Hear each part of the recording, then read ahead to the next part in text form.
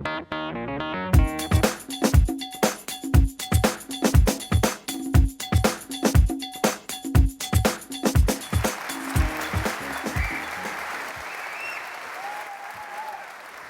would like to take you back for a moment in time travel, back to Budapest, where I was born and raised.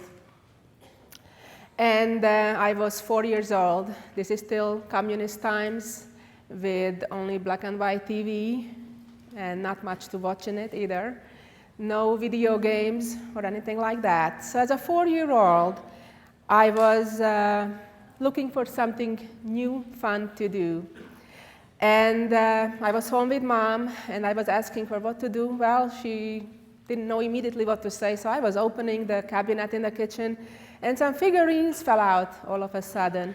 And I asked her, Mom, look what I found. She says, oh, those are chess pieces.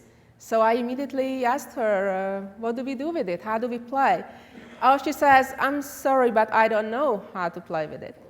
But wait until Dad comes home, and he'll be more than happy to teach you. And I couldn't wait. Later that night, Dad came home and showed me the first steps, and then the next following days and weeks, it continued. I was hooked. And the happiest person was my mom. You know why? Because as she likes to say, I was a super active, hyperactive kid, couldn't sit for 5 minutes. So once my dad started teaching me chess, I was glued to the chair, I was really fascinated by the game, and I gave her some peace and quiet. So this kept going on, as I said, for a couple months, until one day we came up with the idea with my dad that it'd be nice to play some other people as well, not just each other. And my dad took me to one of the many chess clubs in Budapest. And that was a defining moment, in a way, I think, of my life. Remember, I was just 4 years old, never been to a chess club before. We open the door, and what I see is a lot of smoke and a lot of middle-aged to elder men. So at first I'm looking, did we get lost? And I realized we did not, because they were playing all chess. And at first, I thought maybe we should turn around, it's not the right place. But my passion already at the time was strong enough for the game to not turn around, and despite the smoke and the lack of any girls or any women, I still went in, eager to play a game. At that point, my dad asked one of the first tables, 2 guys were playing, after you finish your game, would you please give a game to my young daughter? They looked at him, looked up from their board, looked at him like he's crazy. You're kidding, right? He said, no, I'm not. He says, come on, don't be embarrassed to ask for a game. We'll play you. Don't use your little daughter to play a game of chess. He says, no, I really mean it for her. So they ignored him. So we moved on to the next table there, where another 2 guys were playing. They were just, also smiling that this must be some kind of a weird joke. We moved on to the 3rd table. Finally, one of those 2 guys said, okay, when we finish our game, we'll give her a game, just that you leave us alone already. So, long story short, finally I got a game. In fact, I got even a second game when they saw I knew a little bit already. And in fact, I won one of the games. So that was a shock, not just to the person who lost the game, but of course to other members of the club. And that something kind of became a theme for especially my early years, that men didn't want to play against me, and then they were so afraid to lose to me. But I got them used to it.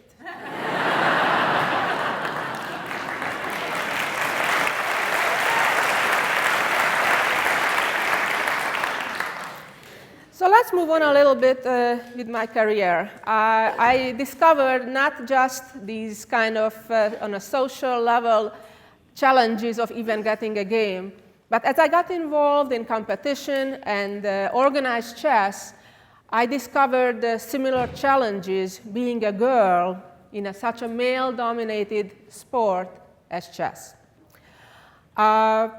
First, actually, I discovered that I was too young.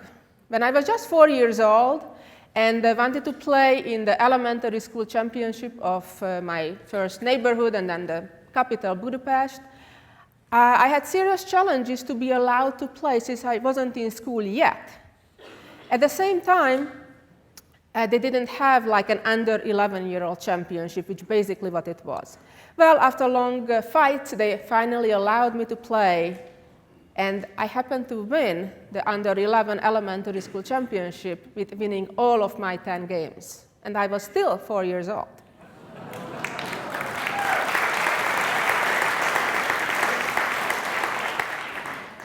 So that, of course, was a big motivation for my parents to support me, to give me opportunities to get the skills, to get better, and I was in love with the game, and I was eager to learn. By the time I was 12, I played on a global level and won my first world title for girls under 12. But my dream was to become a grandmaster in chess.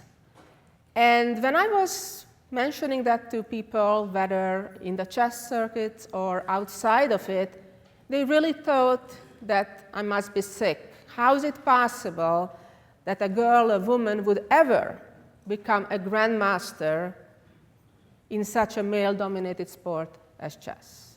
The reason why they thought so, because there wasn't yet any woman at that point who achieved that highest ranking in chess. But I asked myself, but why not? Just because it wasn't done, it doesn't mean it cannot be done. And that kind of became kind of the theme of my life, asking the question, why not? Why should there be an artificial glass ceiling?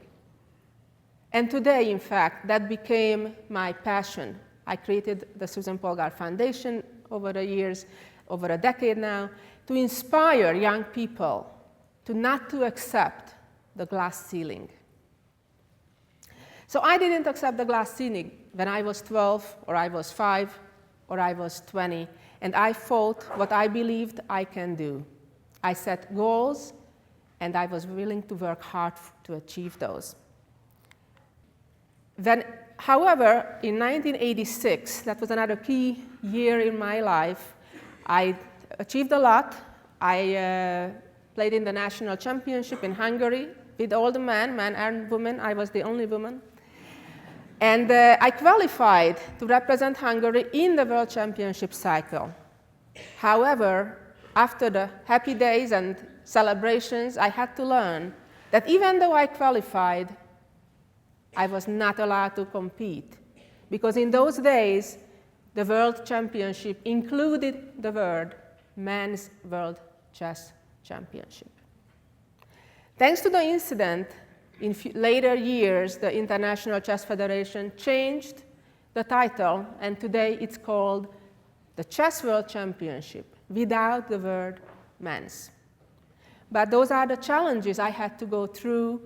It sounds crazy today, but it was reality then.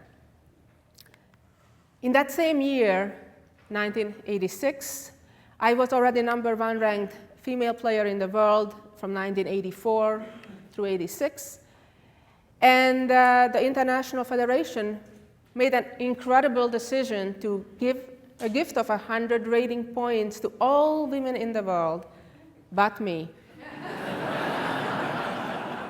Remember, I'm not Scott, I'm Susan. Why? Because I'm Susan.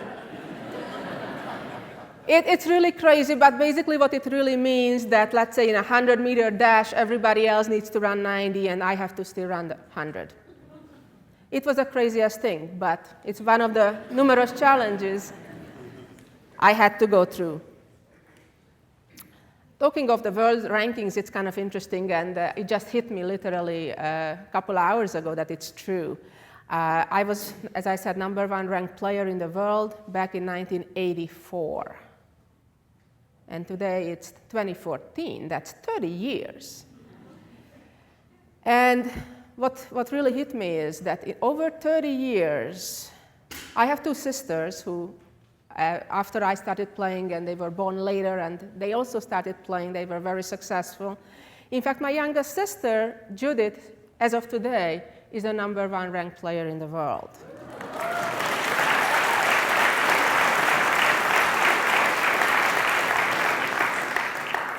But what really hit me is that in the past 30 years, there has not been any other woman player #1 on the ranking other than the last name Polgar. It stayed in the family. Okay, as I mentioned earlier, my big dream was to break the glass ceiling and become a grandmaster, and I was very happy and proud to achieve that back in '91. Today, with the inspiration, with the belief that it's possible to achieve it, there are about 30 other ladies that followed me. So I'm proud to open the door for them, and many more.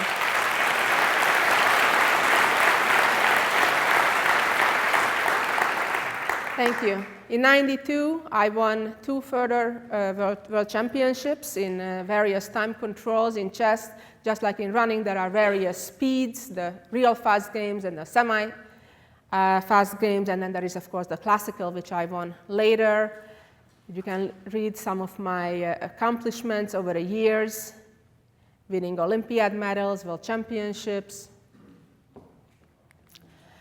Another fun event I did was playing simultaneously, well, not a room full of all of you, but about half of you, 326 people at the same time.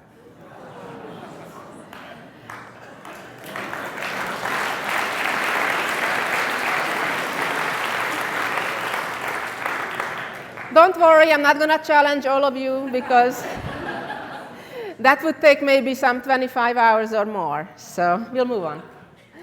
Anyway, I'm in a new phase of my career for a number of years now. I no longer compete. I do still exhibitions of playing some few hundred people at a time here and there.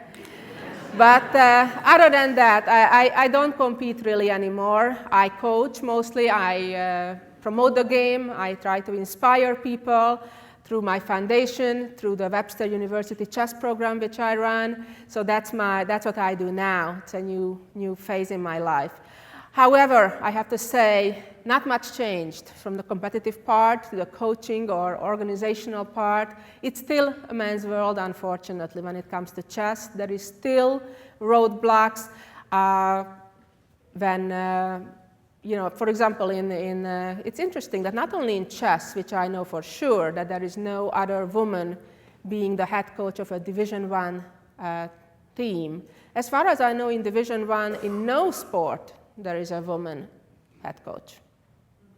If you think of it, that's kind of stunning. Because why not? That's my favorite question. Why not? I believe that women can do it just as well as men. I think I proved it when it came to chess. I have coached the last 3 national champion college teams, despite that all the other head coaches were men. And yet, when it comes to recognition, then they forget to mention it, that who the coach was. When it's the man, of course, it's always recognized. So it's still a man's world in many ways. Currently, as I said, I'm very happy with our partnership for the Spice Institute, which was established about 7 years ago. We are in an excellent partnership with support of Webster University, who recognizes the value of chess in education, and also chess being a global game. It's a perfect partnership for the support, and I'm very thankful to them for it. This is some pictures of our team. We have 14 members in our team. This is coming back, winning the Final Four earlier last year at this point. And that's pretty much my story. I've been very passionate what I've been doing. I love the game of chess. But today, and for the past over a decade through my foundation, I've been very passionate in inspiring young people, especially girls, not to accept glass ceilings, and when they see them, just crush them. Thank you.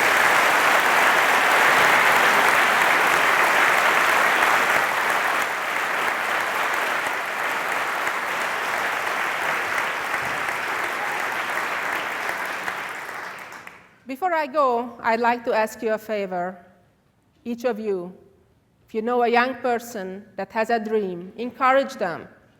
Follow their dreams. Set realistic goals. Work hard for them.